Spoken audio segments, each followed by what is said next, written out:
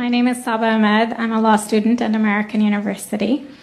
I am here to ask you a simple question. I know that we portray Islam and all Muslims as bad, but there's 1.8 billion Muslim followers of Islam.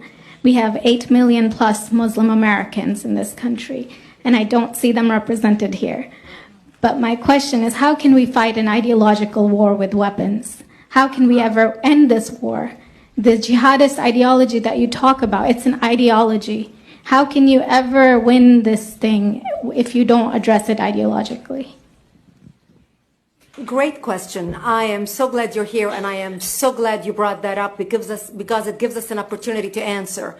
What I find so amazing is since the beginning of this panel, which we are here about Benghazi attack against our people, not one person mentioned Muslims. We are here against Islam, or we're launching war against Muslims. We are here to discuss how 4 Americans died and what our government is doing.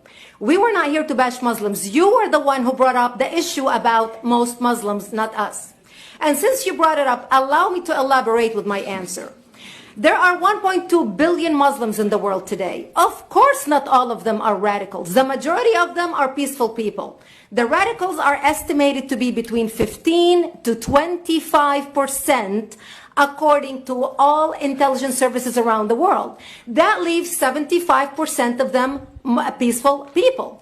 But when you look at 15 to 25% of the world Muslim population, you're looking at 180 million to 300 million people dedicated to the destruction of Western civilization. That is as big of the United States. So why should we worry about the radicals, 15 to 25%?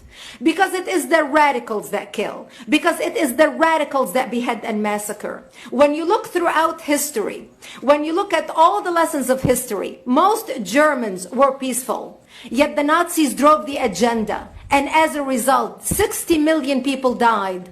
Almost 14 million in concentration camps. 6 million were Jews. The peaceful majority were irrelevant. When you look at Russia, most Russians were peaceful as well.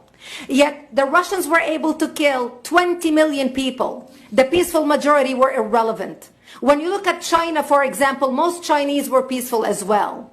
Yet the Chinese were able to kill 70 million people. The peaceful majority were irrelevant. When you look at Japan prior to World War II, most Japanese were peaceful as well. Yet Japan was able to butcher its way across Southeast Asia, killing 12 million people, mostly killed with bayonets and shovels. The peaceful majority were irrelevant.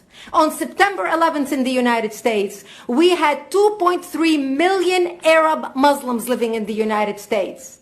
It took 19 hijackers, 19 radicals to bring America down to its knees, destroy the World Trade Center, attack the Pentagon, and kill almost 3,000 Americans that day. The peaceful majority were irrelevant. So for all our powers of reasons and us talking about moderate and peaceful Muslims, I'm glad you're here. But where are the others speaking out? And since you are the only Muslim representative,